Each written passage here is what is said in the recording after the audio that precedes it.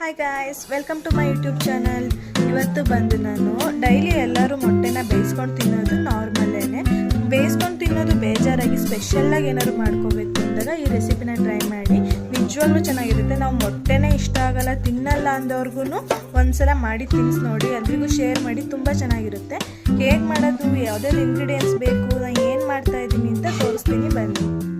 Guys, ನಾನಿವತ್ತು ಮಾಡ್ತಾ ಇರೋ ರೆಸಿಪಿ ಬಂದು ಮೊಟ್ಟೆ ವಡೆ ಮಾಡೋಕ್ಕೆ ಮೊದಲು ನಾವು 4 ಮೊಟ್ಟೆ ತೊಗೊಂಡಿದ್ದೀವಿ. 4 ಮೊಟ್ಟೆನ ನಾವು ಈ ಥರ ಇದರಲ್ಲಿ ತುರ್ಕೋಬೇಕು. ಹಿಂಗೆ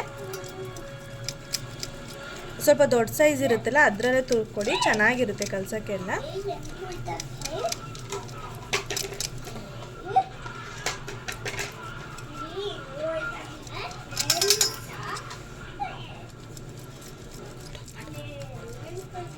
ಮೊಟ್ಟೆನ ನಾವೀಗ ಈ ಥರ ತುರ್ಕೊಂಡಿದ್ದಾಗಿದೆ.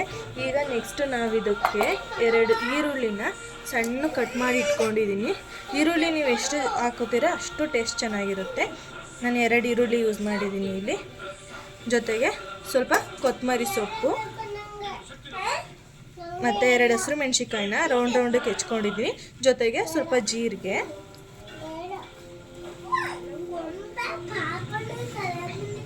ಸ್ವಲ್ಪ ಖಾರದ ಪುಡಿ, ಜೊತೆಗೆ ಸ್ವಲ್ಪ ಅಕ್ಕಿ ಹಿಟ್ಟು,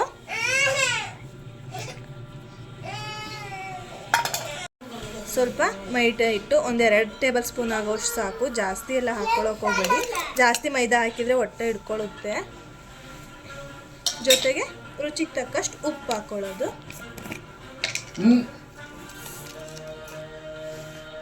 ಇದಿಷ್ಟು ಇಂಗ್ರೀಡಿಯೆಂಟ್ಸ್ ಬೇಕಾಗಿರೋದು. ಇದೆಲ್ಲ ನಾವು ಹಾಕೊಂಡ್ಮೇಲೆ ಒಂದ್ಸಲ ಕೈಲಿ ನೀಟಾಗಿ ಮಿಕ್ಸ್ ಮಾಡ್ಕೋಬೇಕು.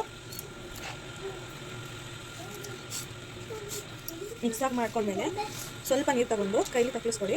ಚಪಾತಿ ಹಿಟ್ಟು ಕಲಿಸ್ತೀವಲ್ಲ ಆ ಥರ ಸ್ವಲ್ಪ ಗಟ್ಟಿಯಾಗಿ ಕಲಿಸ್ಕೋಬೇಕು. ಎಲ್ಲ ಮುಚ್ಚಿ ಮಾಡಿಕೊಂಡು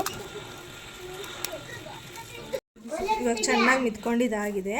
ಈಗ ನಾವು ಒಂದು ರೌಂಡ್ ಈ ಥರ ಕಟ್ಕೊಂಡು ಕೈಲಿಟ್ಕೊಂಡು ಒಡೆ ಶೇಪಿಗೆ ಬರೋ ಥರ ಹಿಂಗೆ ಮಾಡಿಕೊಂಡು ಎತ್ತಿಟ್ಕೋಬೇಕು. ಈ ಥರ ನಾವು ಎಷ್ಟಾಗುತ್ತೆ ಅಷ್ಟನ್ನು ತಗೊಂಡು ಮಾಡ್ಕೊಂಡು ಇಟ್ಕೊಳ್ಳೋಣ.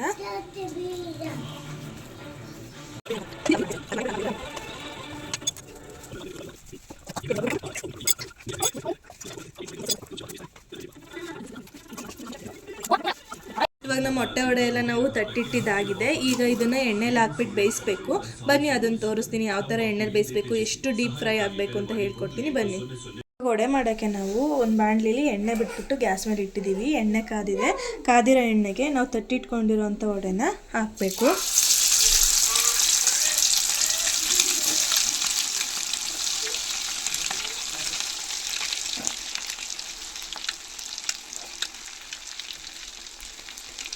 ಒಂದು ಸೈಡ್ ವಡೆ ಸ್ವಲ್ಪ ಬೆಂದ ಮೇಲೆ ನಾವು ಪಲ್ಟಾಯಿಸ್ಕೊಂಡು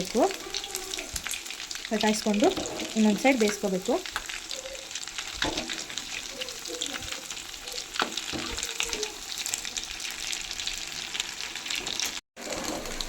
ಈಗ ವಡೆ ಬೆಂದಿದ್ದಾಗಿದೆ. ಈಗ ಇದನ್ನ ಎತ್ತಿಟ್ಕೊಂಡು ಉಳಿದಿರೋ ವಡೆಗಳನ್ನೆಲ್ಲನೂ ಬೇಯಿಸ್ಕೊಳ್ಳೋಣ. ಫೈನಲಿ ನಮ್ಮ ಮೊಟ್ಟೆ ವಡೆ ರೆಡಿಯಾಗಿದೆ. ಮೇಲ್ಗಡೆ ಸ್ವಲ್ಪ ನಿಂಬೆಹಣ್ಣು ಹಾಕ್ಕೊಂಡು ಜೊತೆಗೆ ಈರುಳ್ಳಿ ಇಟ್ಕೊಂಡು ತಿಂದು ನೋಡಿ, ತುಂಬ ಚೆನ್ನಾಗಿರುತ್ತೆ. Thank you.